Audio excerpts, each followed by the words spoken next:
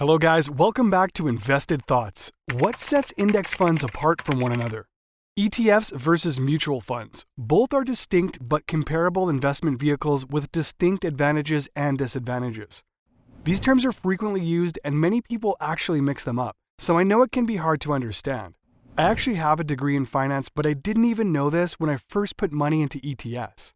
Later, I found out that ETFs didn't have one really important feature I wanted in my investment portfolio, so I had to switch to index funds, which was a lot of trouble. In this video, I want to spare you this hassle. I want to teach you everything I've learned so you can be better informed before making your own investments. Therefore, if you want to understand the distinctions between index funds, mutual funds, and exchange-traded funds, ETFs, and which choice might make the most sense for you, continue reading. Before we begin, continue watching by clicking the subscribe button. My channel is about cash and contributing for fledglings, and I know it's going to help you become familiar with a ton. Therefore, make sure to subscribe and press the notification bell each week for new videos. Let's get started right away. Mutual funds are going to be my first topic because they have been around for the longest. Shared reserves came way previously, file, assets, and ETFs. Also, the earliest realized shared store was evidently created. They were created in the 1880s as a way for a group of people to pool their funds and invest together. There are three main advantages to mutual funds. The first is comfort by putting resources into a common asset. In a world without mutual funds, you only need to make one purchase to own a number of different stocks, whereas a mutual fund may contain as many different stocks. If you wanted to have 100 different stocks in your portfolio, for example, you would need to make 100 separate purchases, pay 100 times trading commissions, and spend a lot of time sitting in front of a computer. It would be inefficient to press the buy button 100 times, right? Yet, by effective financial planning, you get moment proprietorship in every one of the stocks. The common assets as of now possess and claiming a ton of stocks, at the same time gives you expansion, which second significant advantage of shared reserves enhancement is a methodology that reduces your effective financial planning chance by fanning out your eggs, rather than having all your cash in one stock, which is the likeness tying up your resources in one place. You begin your cash across a wide range of stocks that way. If one of the stocks in the shared asset thoroughly crashes, because each stock is only a small portion of your overall portfolio, mutual funds, you will still be fine. Typically consists of at least 90 stocks. As a result, they offer a wide range of options that are difficult to duplicate on your own.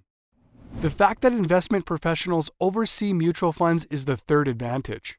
So instead of attempt to track down stocks all alone, you have some really brilliant person who probably understands what he's doing pick the stocks for you. Therefore, mutual funds provide accessibility to expert money managers in addition to convenient diversification. However, this does not imply that mutual funds are without flaw. Accommodation and broadening are certainly great advantages. However, the drawback of employing professional fund managers is that they charge a high number of fees for selecting stocks for your mutual fund. In exchange for managing your money, that is referred to as active management. Annual fees of 1 to 2% of your account balance are assessed by actively managed mutual funds. Therefore, if you invest $10,000 in a mutual fund at a rate of 2%, a few $100s goes directly into the fund and the manager's pockets, even if the manager makes poor investment choices and your account balance actually decreases next. Even though the fund manager would still be paid millions of dollars for their services, you would still be charged 2% each year. So you could literally end up with less money than you started with. Additionally, even if a fund manager performs exceptionally well for a few years, their performance typically deteriorates over time, and fees can really add up over time. Your nest egg will be diminished by hundreds of thousands of dollars due to fees. Therefore, the high fees associated with the majority of mutual funds are completely unnecessary. Then there was an in-fund day when a man by the name of Jack Bogle got so sick of mutual funds ripping people off that he invented a new type of mutual fund called an index fund. Index funds completely changed the landscape of investing. Unlike standard indexes for mutual funds, funds are managed unobtrusively. This means that the fund follows a fixed formula that completely eliminates the need for someone to make buying and selling decisions. The formula is based on an index, which is where the term index fund comes from.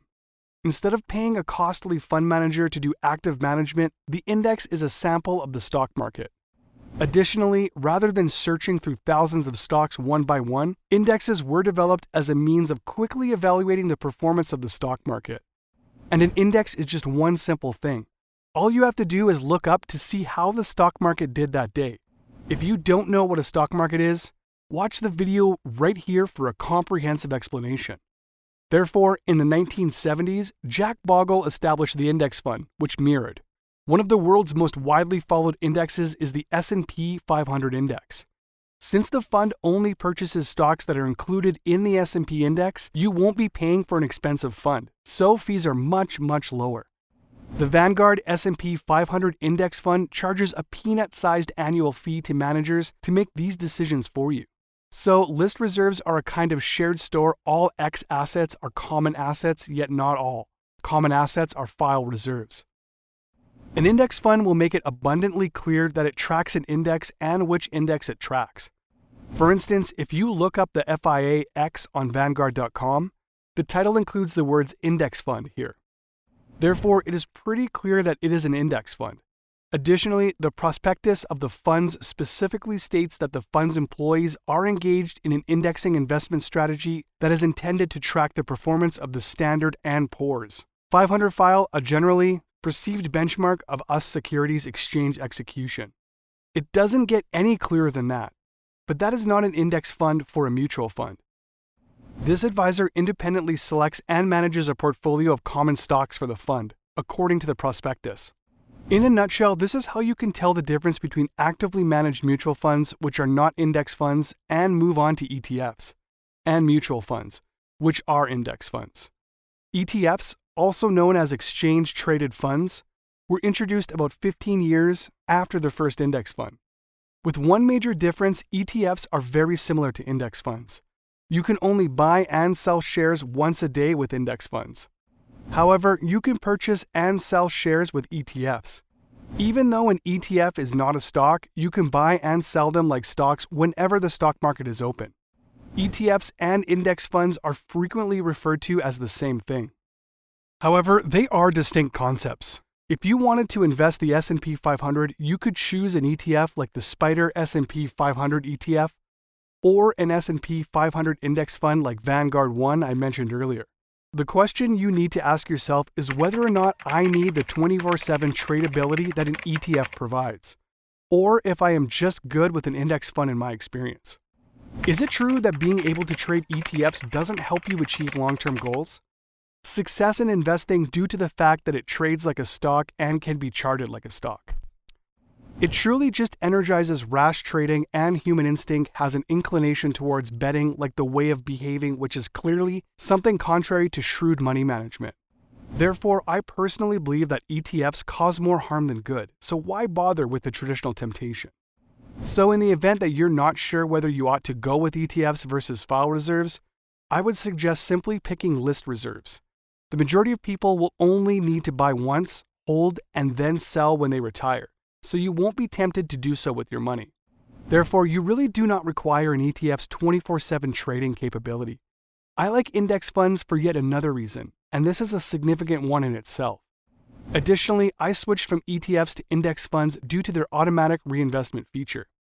This makes it truly simple for you to save and contribute without making the slightest effort. List reserves permit you to set up a monthly deposit from your checking account that is recurring. Also, they'll consequently purchase more offers for you consistently. The best part is that doing this doesn't cost anything extra. You can automate good investing habits with this free automatic reinvestment feature. ETFs do not provide this feature. You would have to buy more shares of the ETF each month if you wanted to increase your monthly investment contributions, which would require additional effort on your part. Naturally, this implies that you must pay trading commissions on a regular basis, and who wants to do that? As a result, I hope you now understand the mutual fund index better. Reserves, ETFs, and what likeness and contrast they have shared reserves starting things out. What's more, they offered the advantage of pooled financial planning. Then file reserves showed up as a special kind of common assets with much lower charges and are objective the better choice for retail financial backers like you or me. I appreciate you watching this video. Please post your inquiries in the comments section, and we will see you again soon.